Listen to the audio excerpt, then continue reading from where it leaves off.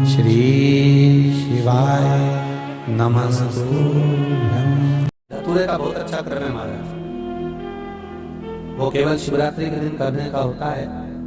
कहते हैं जिसका व्यापार ना चले, व्यवसाय ना चल रहा हो, बहुत ज्यादा कष्ट में जीवन निकल रहा हो और बहुत ही ज्यादा तकलीफ हो रही हो, तो धतूरे को हल्दी में डुबोकर शंकर भगवान को शिवरात्रि के दिन रात को 12 बजे समर्पित करें। उस धतूरे को वापस उठा लाएं 5-10 मिनट के बाद, श्री शिवाय नमस्तुभ्यम बोलकर लाल कपड़े में उसको बांधकर व्यापार वाली जगह में कहीं पर भी उसको बांध दिया जाए।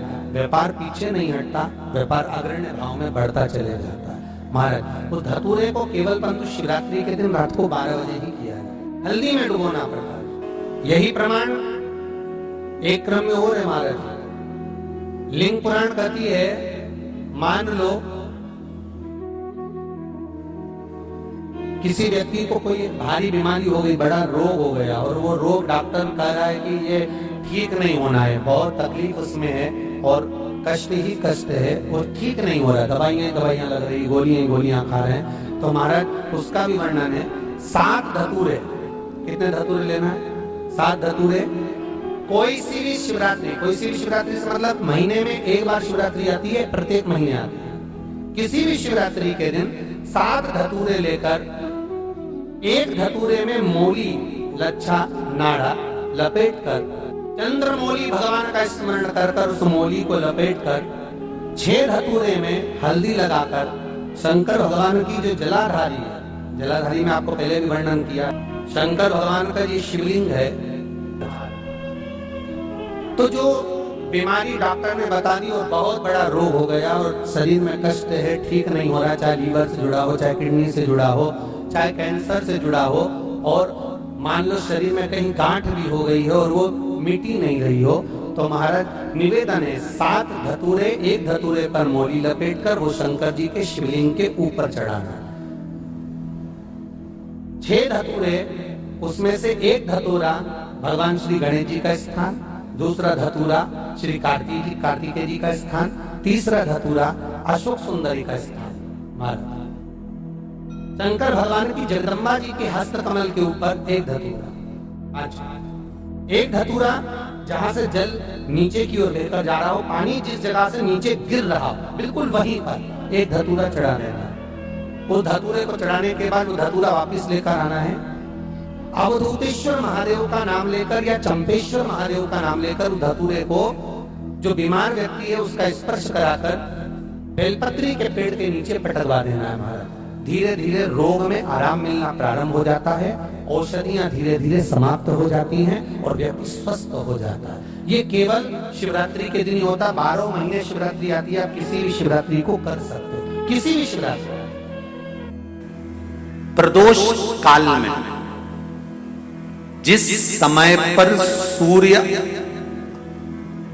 अस्त हो रहा हो, सूर्य डूबने का जब समय हो, प्रदोष का मतलब होता है जिंदगी में करे हुए सारे दोषों को शंकर का नाम लेकर, शंकर की पूजन कर कर अपने दोष को शंकर को समर्पित कर देना, ये प्रदोष कहलाता है।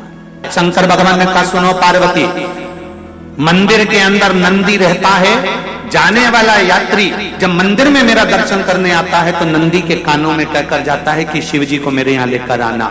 मैं नंदी के अनुसार उनके घर जाता हूँ, मेरा काम है उनका कल्याण करना और तेरा काम है उनके घर की नारी को अखंड सौभाग्यवती का वर प्रदान करना, ये तेरा काम। हम तो कई लोगों से कहते हैं, अगर आपके यहाँ संपदा नहीं आ रही है, बहुत मेहनत कर रहे हो, फल नहीं मिल रहा, कहीं नौकरी, कहीं सर्विस या कहीं व्यापार या व्यवसाय में कहीं तकलीफ आ रही है, हम सबसे कहते हैं शाम का समय पकड़ लो, शंकर जी के मंदिर में दिया लगाना प्रारंभ कर दो। शिव मंदिर में अगर दिया नहीं लगा रहे हो तो बेलपत्री के पेड़ के नीचे दिया लगा दो। बेलपत्री और शंकर जी के मंदिर में दिया नहीं लगा रहे तो शंकर जी के मंदिर के बाहर चौखट पर दिया लगा दो।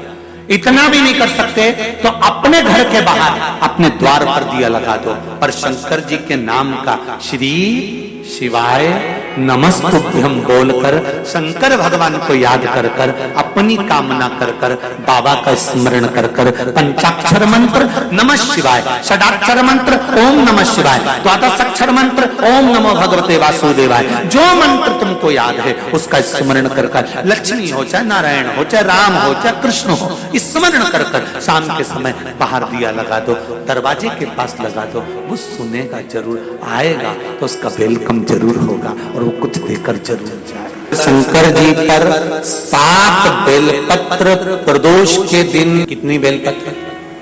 7। प्रदोष का व्रत करो चाहे ना करो, मंदिर में चढ़ी हुई बेलपत्र को उठा लो, बेलपत्र का ब्रह्म कमल बना लो। ब्रह्म कमल का मतलब होता है डंडी बीच में रहे, आसपास पत्तियां रहे। 7 पत्ती का ब्रह्म कमल बनाकर, जैसे ये पत्तियां हैं एक जैसी रखी हुई हैं, तो इसको फैला लिया, 7 पत्ती को आपस में फैलाकर ब्रह्म कमल बना लिया। प्रदोष का व्रत करें ना करें, जरूरी नहीं है कि वृक्ष से ही पत्ती लेकर आओगे कोई शंकर जी को चढ़ाओगे। शिव जी पे से चढ़ी हुई उठाकर धोकर ब्रह्म कमल बनाकर बाबा से विनय कर कर, हे प्रभु आज मैं इस काम के लिए जा रहा हूं, बाबा मेरा यह कार्य है, बोलकर श्री शिवाय नमस्तुभ्यम बोलकर शिवलिंग पर समर्पित कर। दिन भर के प्रदोष व्रत का फल बाबा एक बेलपत्री समर्पित करने पर प्रदान कर देता है। शिव है। प्रदोष व्रत कर रहे हो उससे बढ़कर कोई प्रसन्नता नहीं, पर नहीं कर रहे तो प्रदोष के दिन या 12 महीने शिवरात्रि आती है, शिव जी को रिझाओ। कभी आपको अगर मौका मिले जीवन में और आपके यहाँ अगर सफेद फूल ज्यादा आ जाता हो तो 12 महीने शिवरात्रि आती है 12 महीने शिवरात्रि आती है। आप किसी कामना से अगर शंकर जी की आराधना कर रहे हैं या आप शिवरात्रि पर व्रत करें ना करें, 12 महीने शिवरात्रि आती है। आप प्रयास करना, एक कामना कर कर शंकर जी के शिवलिंग का और शंकर जी की जो जलाधारी है उसका शाम के समय, प्रदोष के समय पर, शिवरात्रि के दिन सफेद पुष्प की पंखड़ियों से शिव का श्रृंगार करना प्रारंभ कर दीजिए। श्रृंगार कर, दूसरा शिवरात्रि आएगी ना, दूसरे महीने की जब शिवरात्रि आएगी तो आपको मालूम पड़ेगा कि आपने शंकर का जो पुष्प का श्रृंगार करा था, श्वेत पुष्प की पत्तियों का, सफेद फूल की पत्तियों का, कुंडकेश्वर महादेव के नाम से जो श्रृंगार करा था, उसका लाभ क्या हुआ? शिव शंकर जपू तेरी माला, भोले बाबा जपू तेरी माला, भोला सब दुख काटो, ओ भोला सब दुख